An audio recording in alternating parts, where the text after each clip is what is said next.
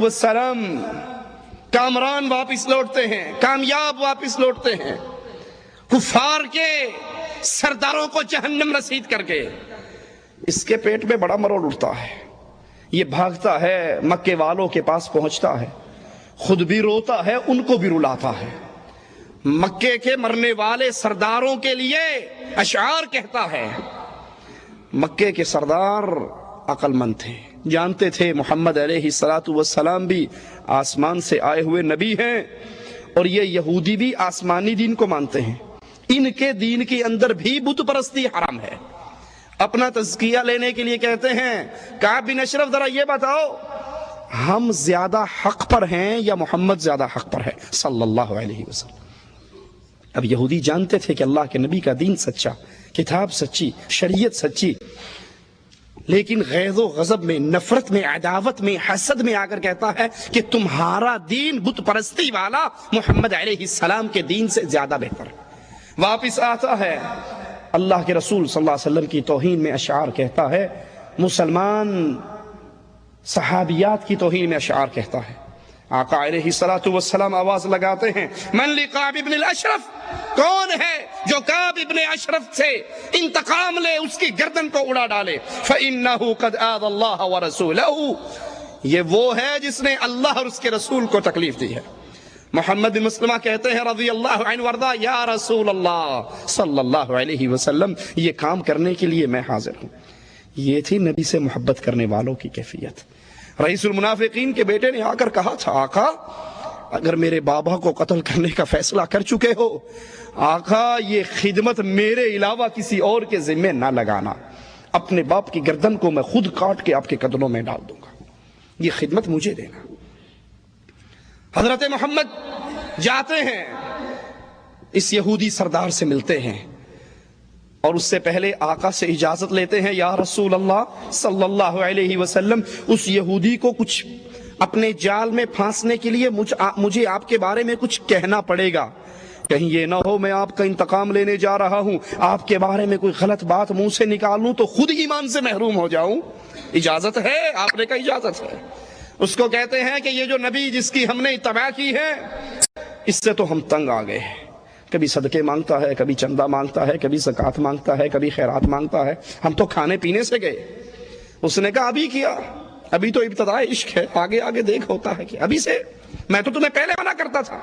کہنے لگے اب چونکہ اس کا کلمہ پڑا ہے، اس کے پیچھے چلے ہیں، اس کو چھوڑ بھی نہیں سکتے، اس کا انجام دیکھنا چاہتے ہیں، تو ہمیں کچھ غلہ دے دے، ہم بڑے غربت کے اندر دن گزار رہے ہیں۔ کہا اچھا اپنی عورتوں کو میرے پاس گروی رکھ جاؤ اور غلہ لے جاؤ۔ کہا تو عرب کا بڑا حسین ہے، نوجوان ہے، مالدار ہے، اپنی بیویوں کو تیرے پاس چھوڑیں گے تو فتنے میں مبتلا کریں گے، یہ نہیں ہو سکتا۔ کہا اپنی اولاد کو چھوڑ جاؤ۔ کہا ہم تو مر جائیں گے، اولاد بڑی ہوگی، لوگ ان کو تانے دیا کریں گے، تمہارے باپ نے تھوڑی سی غلے کے لیے تمہیں گروی رکھ دیا تھا۔ کہا پھر کیا چاہتے ہو؟ کہا اپنا اسلحہ تمہارے پاس ہم گروی رکھ دیتے۔ معاملہ طے ہو جاتا ہے، یہ اگلی ملاقات پہ پھر آتے ہیں۔ ابو نائلہ اس یہودی کے روائی بھائی، وہ بھی ساتھ ہیں۔ رات کو پہنچتے ہیں، پلاننگ پہلے سے طے کر چکے ہیں، اور قلعے کے پاس آ کے آواز لگاتے ہیں، کعب بن اشرف، عرب کی عورتوں کی ذہانت کا بھی کیا کہنا۔ وہ عرب کی عورت اس یہودی کی بیوی کہتی ہے، اس آواز کے پیچھے نہ جاؤ، مجھے اس آواز میں سے خون ٹپکتا ہوا محسوس ہو رہا ہے۔ آواز سن کے کہتی ہے یہ خونی آواز ہے، اس کے پیچھے نہ جاؤ۔ کہا یہ تو میرا روائی بھائی ہے جو بلا رہا ہے، دوسرا محمد بن مسلمہ ہے جو مجھے بلا رہا ہے، اس پر میں ضرور جاؤں گا۔ باہر نکلتا ہے خوشبوؤں میں نہایا ہوا۔ حضرت محمد بن مسلمہ کہتے ہیں تیرے سر سے بڑی پیاری خوشبو آ رہی ہے۔ آج کل بھی کسی کی تعریف کر دو نا تو سینہ تھوڑا سا چوڑا ہو ہی جاتا ہے۔ یہ بھی آکڑ گیا، کہندا دنیا کی حسین ترین بیوی عورت میرے بستر میں ہے اور دنیا کی قیمتی ترین خوشبوؤں سے نہائی ہوئی ہے۔ کہا ہم تو غریب آدمی ہیں، ہمیں بھی خوشبو سنگھا دے۔ تو اپنا سر تکبر سے نیچے کرتا ہے کہ سنگو، دیکھو میری خوشبو کتنی پیاری ہے۔ وہ ایک دفعہ سونگتے ہیں، کہتے ہیں ذرا میرے ساتھی بیچارے مسکین غریب ہیں، ان کو بھی سونگنے دے. کہا یہ بھی سونگ لیں. سونگ کے چھوڑ دیتے ہیں. پھر تھوڑا سا آگے چلتے ہیں. پھر کہتے ہیں بڑا ہی لطف آیا تھا تیری اس خوشبو سے، ایک دفعہ اور ہو جائے. وہ دوبارہ پھر سر تکبر سے، سینہ تو اس کا چوڑا ہو ہی چکا، اپنی تعریف سن کے فخر میں تو وہ آ ہی گیا. کہتا ہے ایک مرتبہ اور ہو جائے. وہ اپنا سر پھر جھکاتا ہے. کچھ فاصلے پہ جا کے تیسری مرتبہ پھر کہتے ہیں کہ ایک مرتبہ پھر ہمیں دے دے، اس خوشبو سے ہم بھی مزے لے لیں. یہ سر جھکاتا ہے. محمد بن مسلمہ اس کو قابو کرتے ہیں اور اپنے ساتھیوں سے کہتے ہیں لو اللہ کے دشمن کو اس کی گردن کو کاٹ ڈالو. تلواریں بلند ہوتی ہیں. کعب ابن اشرف کی گردن اس کے وجود سے جدا ہو جاتی ہے. یہ اس گردن کو اٹھاتے ہیں، رسول اللہ صلی اللہ علیہ وسلم کے پاس آتے ہیں.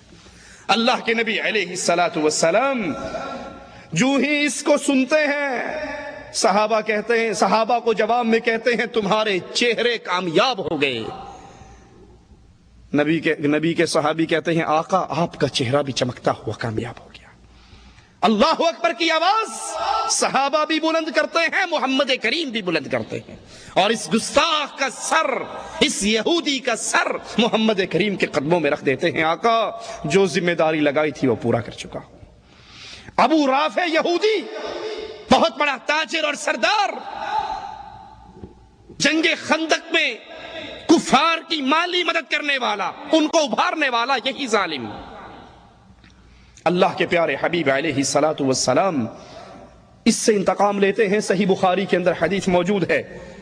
حضرت براء بن عازب روایت فرماتے ہیں بعث رسول اللہ صلی اللہ علیہ وسلم الى ابی رافع الیہودی رجالا من الانصار.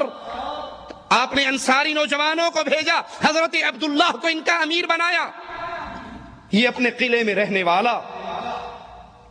وہ جاتے ہیں اپنے ساتھیوں کو ایک جگہ پہ روکتے ہیں اور کہتے ہیں میں کوئی ہیلا تلاش کرتا ہوں اس خبیث تک پہنچنے کے لیے، تم یہاں پر انتظار کرو، میں واپس آتا ہوں. شام ہو چکی، اندھیرا چھا رہا، لوگ اپنے جانوروں کو لے کر قلعے کے اندر داخل ہو رہے.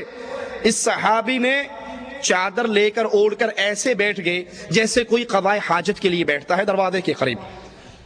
دربان کہنے لگا او بھلے آدمی اندر آنا ہے تو آ جا، میں دروازہ بند کر لوں گا، پھر ساری رات باہر پڑا رہے گا. تو یہ اپنا جسم چھپا کے، چہرہ چھپا کے داخل ہو جاتے ہیں. وہ تالا لگاتا ہے، چابی ایک تاکدان میں رکھتا ہے. یہ صحابی اس کو اچھی طرح دیکھ لیتے ہیں. اور جب قصہ گو شعراء ابو رافع کے پاس سے اٹھ کے نکل جاتے ہیں